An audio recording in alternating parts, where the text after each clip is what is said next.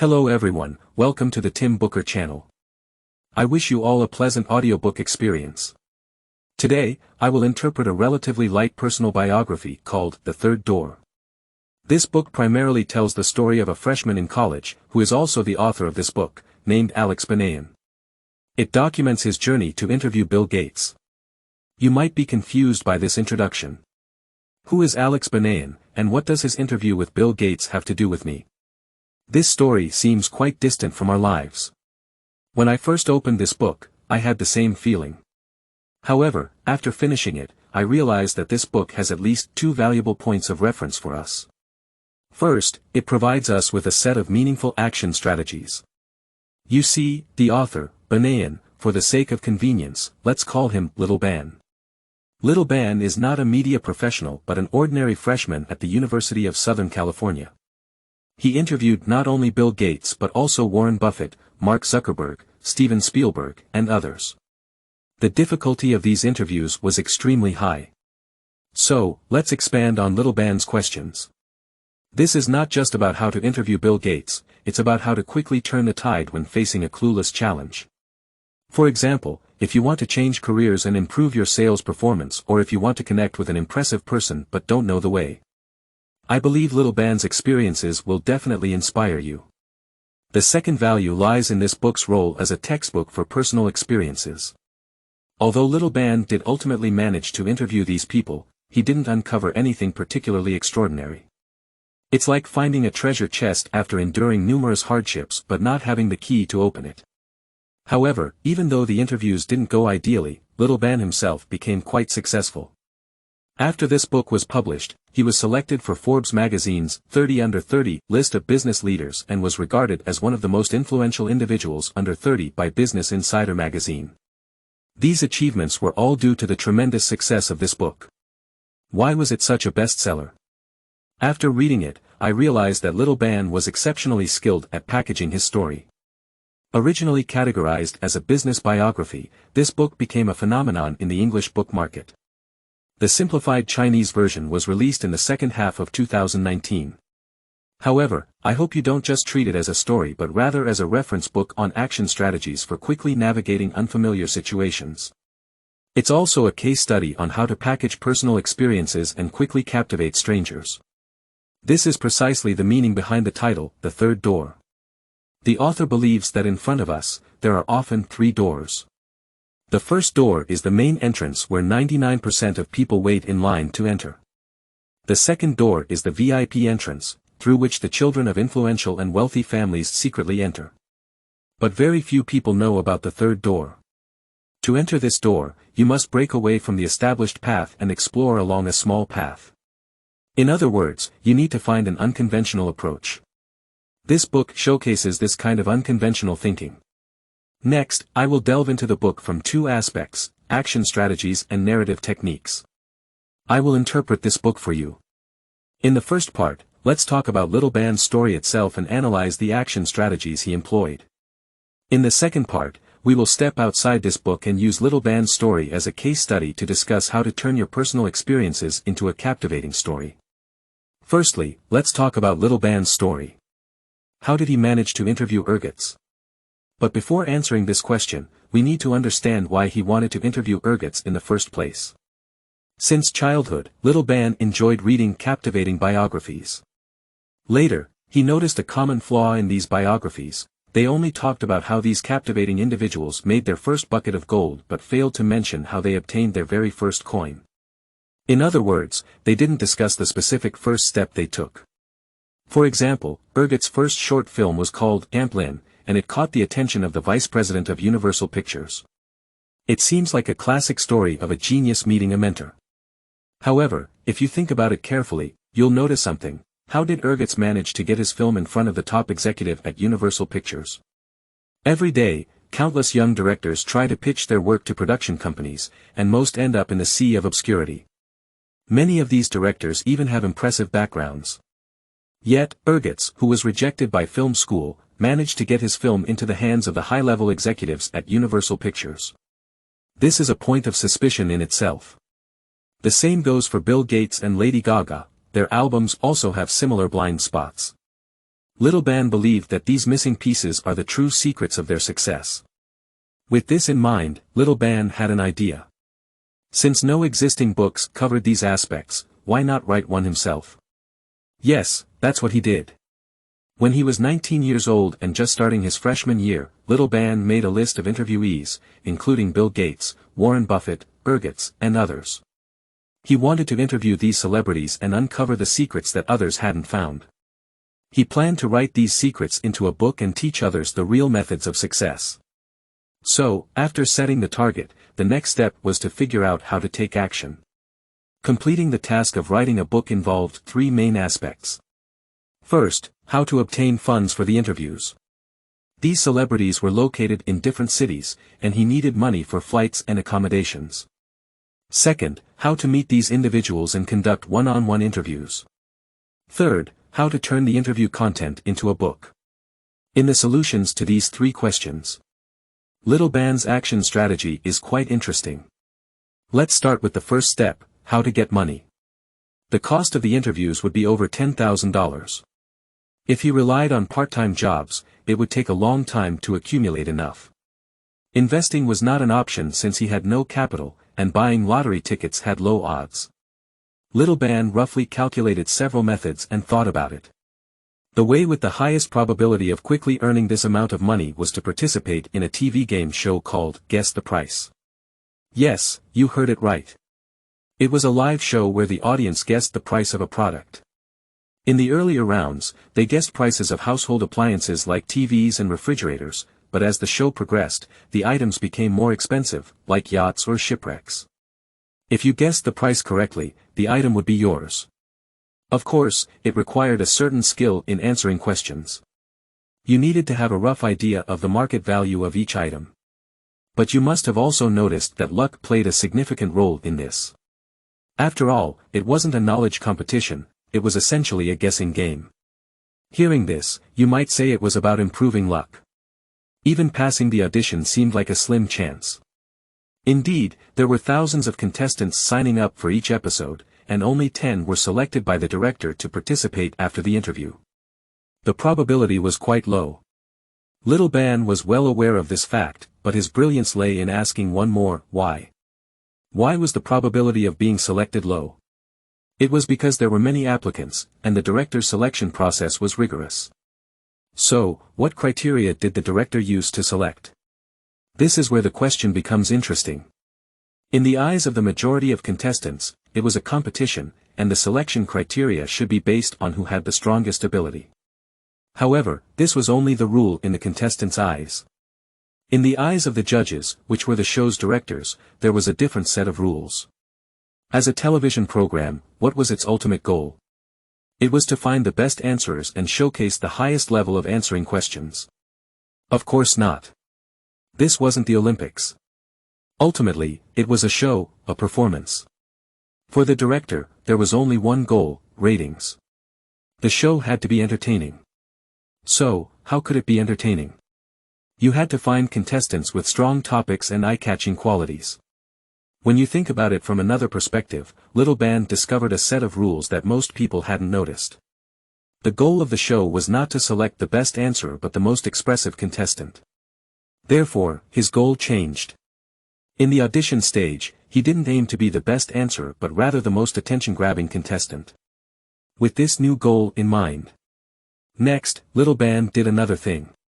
He checked the information of all the judges to see what kind of music they liked, their preferred style of clothing, and the topics they were currently interested in. Then, Little Ban prepared in that direction. We won't go into detail about the specific audition process. In short, on the day of the selection, Little Ban successfully passed the interview and officially became a contestant. At this point, the chance of Little Ban winning the grand prize went from 1 in 1,000 to 1 in 10. Now, Little Ban had to figure out how to answer the questions. The usual preparation method for contestants was to search for information online and try to memorize the prices of all the products as much as possible. Obviously, it was almost impossible to achieve this in a short time. Some people spent their days in forums, discussing competition techniques with enthusiastic audience members.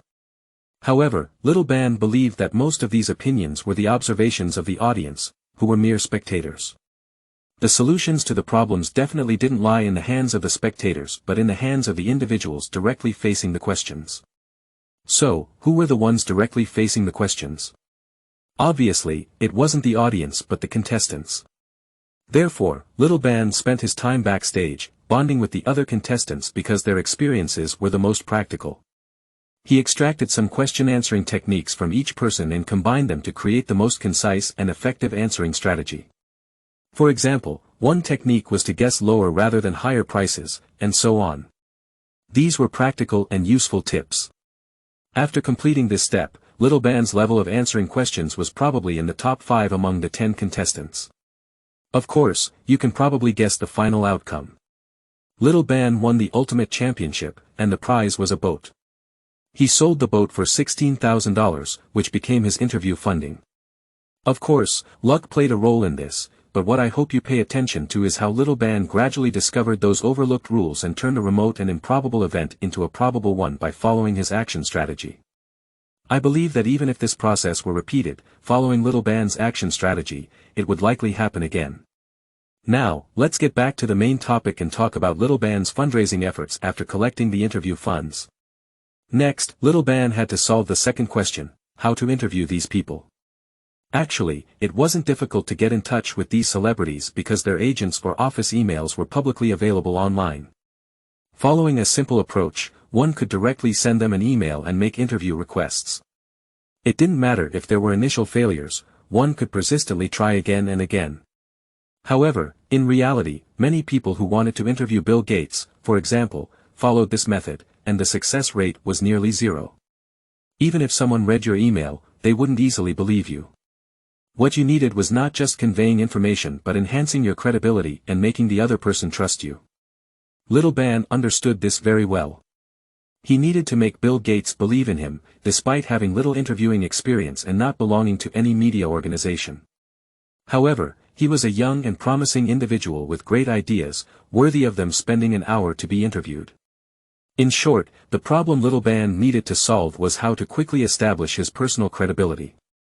Regarding this issue, Little Ben came up with an interesting solution.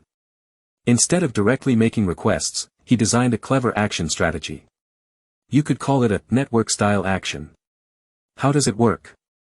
Imagine Little Ben's actions as a web. The center of this web was his ultimate goal, Bill Gates. Once the target was determined, Little Ben expanded the boundaries around this center. He first searched for people trusted by Bill Gates and looked for acquaintances within that group. If he found any, he would strive to gain their trust and have them endorse him. If he didn't find any acquaintances, he would expand the web further and see if there were any familiar faces within the social circles of those trusted by Bill Gates. In the end, Little Ben targeted a well-known writer named Tim Ferriss, who specialized in learning from high achievers, including entrepreneurs, artists, and inventors, and turned their experiences into books. What Ferriss was doing was somewhat similar to what Little Ben was currently doing, and he had gained fame in the circle of entrepreneurs, making him influential. So why did Little Ben target Ferriss? It was because Little Ben discovered in one of Ferriss's books a line on the last page that stated, 10% of the royalties from this book will be donated to a charity website. Coincidentally, Little Ben had a very close friend who worked for this charity website. With this clear chain of trust, Little Ben first approached his friend and explained what he was working on, gaining his friend's trust. Then his friend introduced him to the person in charge of the charity website, who, in turn, gained trust in Little Ben. After that, the person in charge could introduce him to Ferriss. Moreover, Ferriss himself was worth interviewing. Once Little Ben interviewed Ferriss, Ferriss could potentially refer him to Bill Gates. In other words, in this chain of trust, every step closer to the center goal earned Little Ben an endorsement. By the time he reached the center, he had accumulated enough credibility capital. Of course, the actual process was more complex than what we have just described. The entire interview plan took a full 7 years. We won't delve into the details here. In the end, following this action strategy, Little Ben didn't complete the entire interview list, but he had completed a significant portion. He met Bill Gates, Steve Wozniak, Steve Jobs' partner, and famous actress Jessica Alba, and he obtained one-on-one interview opportunities. Now, Little Ben was left with the third question, how to turn the interviews into a book. In fact, as mentioned before, the interviews didn't uncover much unseen information. Based on the usual assumption, if the information wasn't new, the book couldn't be written. However, Little Ben approached the situation from a different perspective. Although the interviews weren't particularly ideal, his ultimate purpose wasn't simply to conduct interviews, but to write a book teaching people how to take the first step toward success. Did he now know how to take that first step? Clearly, he did. Although the celebrities didn't directly tell him, his own experience throughout the interviews was a textbook in itself. You see, starting from raising the initial funding to interviewing Ferris, Little Ben had already found the missing link in the success chain, breaking away from conventional thinking and taking the path others hadn't taken. In simple terms, it was the title of this book, The Third Door. And during the execution of his plan, Little Ben himself became a celebrity within the entrepreneurial circle. Almost everyone knew about the young man who used his game show winnings to fund his interview project. Many big companies even actively invited him to give lectures. At this point, the content of the interviews itself became less important. Little Ben just needed to present his action strategy comprehensively, and he had already achieved a concentrated success as a celebrity. In fact, the way Little Ben dealt with this matter reminds me of a real experience I had while pursuing my graduate studies. My major was television directing, and there was one semester when the assignment given by the teacher was for students to form groups and shoot a short film. Our group consisted of 8 individuals, each with unique ideas. Some wanted to shoot a craft film, while others wanted to film a drama. After much debate, we couldn't reach a consensus, and as the deadline approached, other groups had already finished their projects while ours remained without a result. In the end, I came up with an idea. We shot the actual process of how we failed to make the film.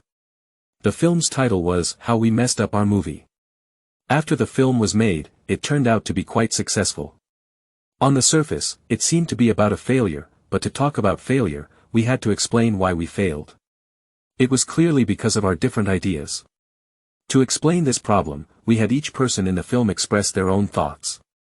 As a result, the short film maximally showcased everyone's ideas. I think this experience has a common point with Little Ben's story. Even if your initial goal cannot be achieved, don't waste the effort you put in to pursue that goal. This process can potentially transform into an unexpected value. Well, this is about as far as we'll go with Little Ben's story for now. From this story, I have summarized 3 action strategies. First, the strategy of perspective shifting can help you discover rules that others may not notice and increase your chances of success. Just like how Alex participated in a TV competition.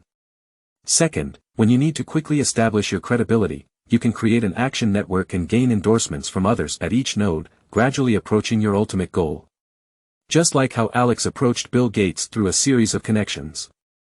Third, if the desired outcome itself does not meet your expectations, you can consider whether the pursuit process can be transformed into another form of value. Just like how Alex turned his experience into a book. You may still have a question: why were all the people Alex encountered willing to help him? The answer is already mentioned at the beginning. It's because Alex was very skilled at packaging his experiences. His storytelling techniques were not complicated. By incorporating elements of surprise and creating dramatic conflicts in his story, he captured people's attention and gained their support. There are 2 key points in Alex's storytelling techniques. The first one is the element of surprise, which means your story should include a surprising element that can be summarized in one sentence and arouse people's excitement. For example, a man falsely imprisoned for 20 years who escapes using only a spoon to dig a tunnel. You can see that successful movies often have such a surprising element that can be easily conveyed in one sentence. In Alex's case, his surprising element was his initial experience of using the prize money from a TV competition to interview Bill Gates. Just imagine how people would react when they hear a stranger tell them about this experience. It would be fascinating, and they would be eager to hear more. This surprising element acts as a stamp that leaves an impression on people's minds. Alex would share this story with everyone he met. The second key point is to create dramatic conflicts. This means presenting a dilemma where there's no right or wrong choice, no matter what decision you make. When readers reach this point in the story, they can't help but wonder, what should be done? As they ponder, they develop empathy for the protagonist. Many famous stories contain such dramatic conflicts that make them captivating. In Alex's story, the dramatic conflict he faced was the choice between pursuing his dream or fulfilling his family's expectations. If he followed his family's wishes, he wouldn't be able to achieve his dream. But if he pursued his dream, he would disappoint his family. This dilemma resonates with readers, as they can relate to the struggle of making difficult choices. Not everyone's story may have a surprising element like Alex's. In such cases, you can focus on creating dramatic conflicts. These two techniques, surprise elements and dramatic conflicts, will make your story more engaging. That concludes the second part. We have briefly discussed how Alex packaged his experiences in his storytelling. From Alex's story, we can learn valuable techniques for presenting our own stories. There are two main points: creating surprise elements and describing dramatic conflicts. Thank you for listening. Please subscribe to the Tim Booker channel and share this valuable knowledge with your friends. Let's combine wisdom and practice to achieve our financial goals and create a better future. Thank you all and goodbye. Goodbye.